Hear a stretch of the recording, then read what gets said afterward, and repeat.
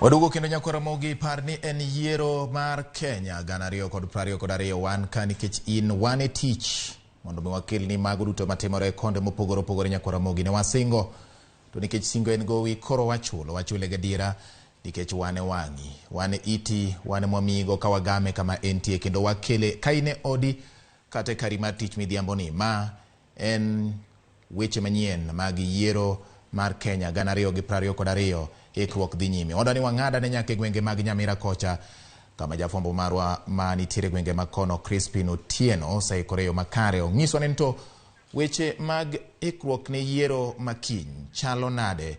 Adwani mondo koro watudre negi Crispin Otieno gi sani nyakwara Ramogi ene bathaka king'iyo wang' jowi mari mar Ramogi ma Crispin Otieno. Crispin Otieno, wairire kamora mora ma intiere gwenge mag Nyamira geno ni rio makare nyiswa ni to weche chalo nade ikruok ma IBC oketo motelo ne yiero makiny ochopo kanye?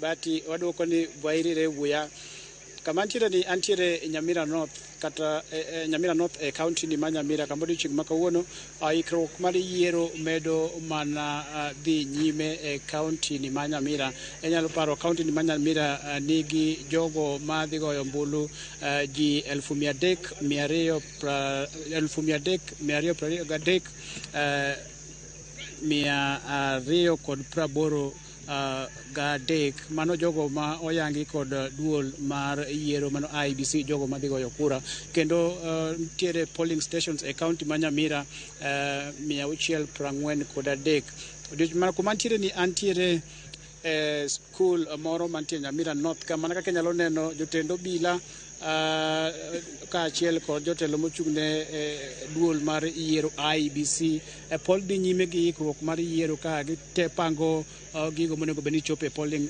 centers ballot boxes aneno ka iloso kanyo kendo arita kwe kete yo makare county ni ma Nyamira kendo koro sani adwani mondo tudra achiel kod county commissioner ma county ni ma Nyamira mano Lesman Michael olerwa ni yore mag arita chal nade kaluwore kod yiero ma higa ni. Karibu bwana county commissioner katika runinga ya Ramogi. Hebu tuambie kuhusiana na masuala yanayofungamana na usalama kaunti hii ya Nyamira. Tunafahamu kwamba takriban watu 623,283 watashiriki katika shughuli hii ya kitaifa kuanzia mwendo wa alfajiri hapo kesho. Hali ikoje kuhusiana na hali ya usalama?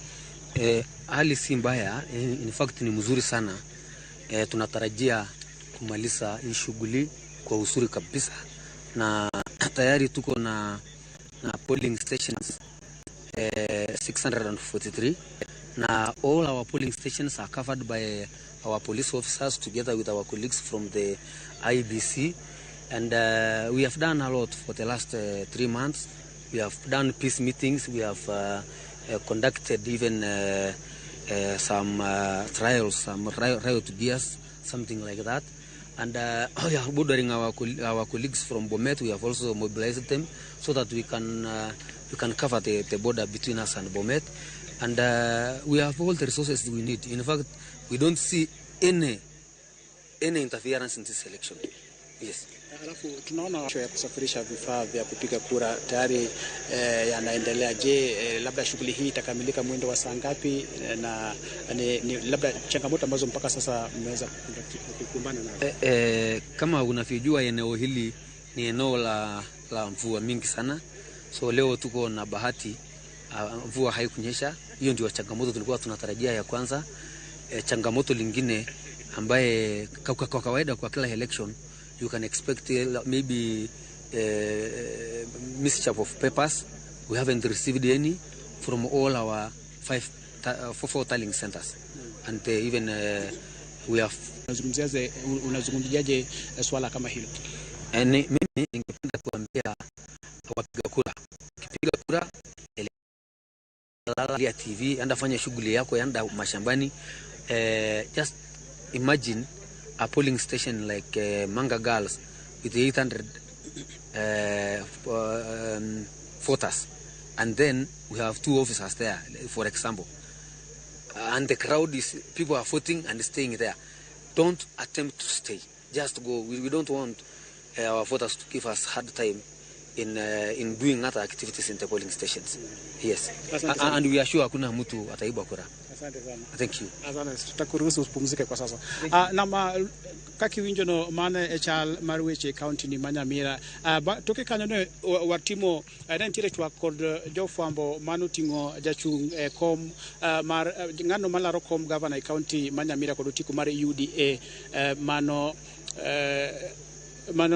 jago mochungne ngano malaro kom mar UDA kom mar governor godo tiko mar UDA mungere kaka Walter Nyambati ka chiel kod jaod bura man North Mugirango ne otimo romo kod jofwambo boma Nyamira kendo gi ywak ne jatelo mochungne weche arita kwe thuru kamano Fred Matiang'i wacho ni kaluwore kod chenro moketi ok gine ka dibedo eyo makare ahinya ne jogo magin johera mag UDA county ni Nyamira ka gimedo kwayo Matiang'i mondo oyie owuo kod chiefs ma gineno ni medo jiwo jopiny mondo ogo kura eyo moro ma gineno ni ok en yo makare. Kata kamano en wach ma pod wamedo luwo machiegni. Toke kanyo ne waloso ne waneno ka jogo magin jotelo mag UDA county bende Makisi bende ne ywak ka achiel kuom jogo malaro kom ng'ano malaro kom senator e county ma Kisii mano Joash Mangi ma bende en jalup governor ma county no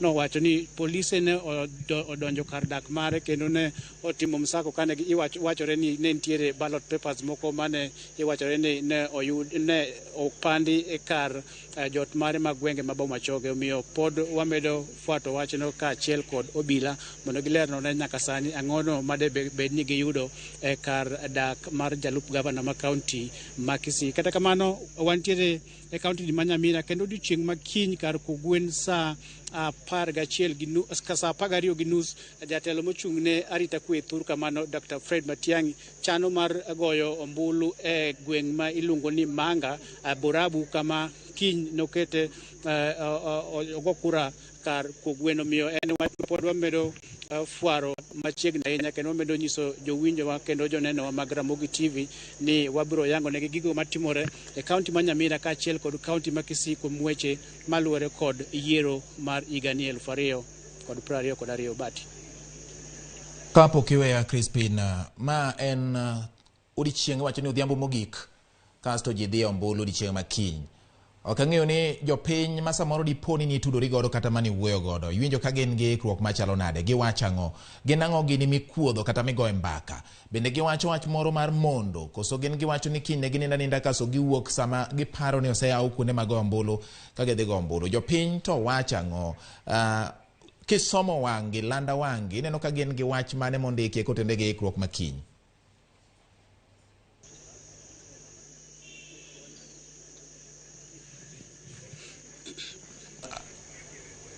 Crispin atimo mos kaluwore gi ng'adruok makamano. Kata kamano apenji ni jopiny ma gwenge ma Nyamira gin to giwacho ang'o kotenore gi weche mag ikruok margi, nikech ma e odiochieng' ma japiny koro time ikruok mare mogik motelo ne dhi manyo kit telo modwaro kochakore odiochieng' makiny.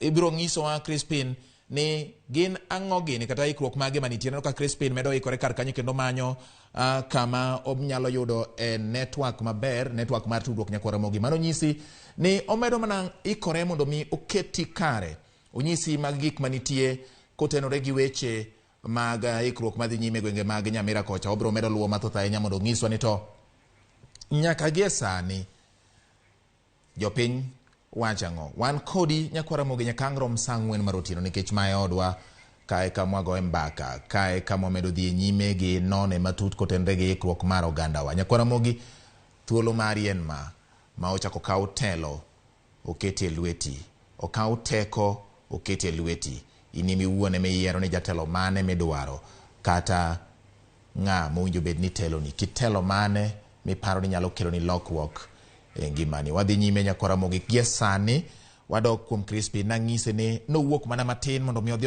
oyudie network kata kama tudruok berie. Koro rendi wase manye kendo wayude kare, oseyudo kama koro tudruok bede maber. Crispin, napenjo ni oganda ma jo Nyamira ginyisa ang'o e ikruok motelo ne yiero makiny, king'iyo kata mana riwruok mar sekta mar jo boda boda, jok mani gi ting' mar samoro chiwore mar neno ni oganda wuok kar rombgi mar dhi gombulu. Giwacho ang'o kisomo landa wangi, ang'o ineno mor mane koso gin gi wach mane ma giikore godo korie odiochieng' makiny? Ne waloso kod jopiny mawuok e gwenge mopogore opogore e kaunti ma Nyamira kod kaunti ma Kisii, kendo gilero mor margi kaluwore kod yiero ma gisebedo ka girito gi sironyo odiochieng' makiny, ka ng'eny ji wacho ni gidhi wuok kar rombgi odiochieng'no makiny mar neno ni gin bende gitimo yiero e yo makare mar yiero jotelo mabiro konyogi ahinya e weche mag dongruok kuom higni 5 kendo mabiro. Kendo nitiere jo grube mopogore opogore ahinya grube mag jo apiko e gwenge ma Nyamira ma sani koro oyangore ni gin kiny ne gikawo ting' mar neno ni ji mantiere e gwenge kuonde ma ok chiegni kod bombe otergi kuonde mag goyo kura, jogo mong'ol, jogo man gi chandruok mopogore opogore, jogo nyaka matuo mantiere osiptende. Omiyo odiochieng' makiny ne wane kaka jo gwenge gi ma Nyamira kod Kisii wuok kar rombgi. Inyalo paro gwenge gi eki bende en gwenge ma koth jachwe ahinya, kata kamano kuom ndalo 3 mokalo pok waneno koth ka ogoyo gwenge gi ma Kisii. Omiyo kiny gigeno ni eti piny biro bedo makare, koth ka ok bibedo, kendo gichano mar wuok oko kar rombgi mondo mi gin be giwuog oko kaachiel kod jokenya bilion 22 machano timo yiero maduong' e Kenya, mano yiero ma chakore kiny e kar Kugwen Bati. Erokamano nya Crispin Otieno, pod ageno ni medo luwono mathoth ahinya kaka ikruok medo dhi nyime, kaka pisa medo keto arita, nikech kaka mudho medo lele, kaka pach joma richo bende samoro nyalo koloni gi weche moko ma ok odhi kare. Wageno ni apisa mag arita kwe medo jiwo arita kwe mar neno ni yiero no ikruok mare otimore makare. Wabiro medo duogo kuomi Crispin mondo imed lero no mathoth ahinya kotenore gi weche mag ikruok ne yiero makiny. Erokamano ahinya ka iwuok e gwenge mag Nyamira. Ramogi par ni Nyamira County en county achiel kuom counties mag piny Kenya oyudore e gwenge ma chon nong'ere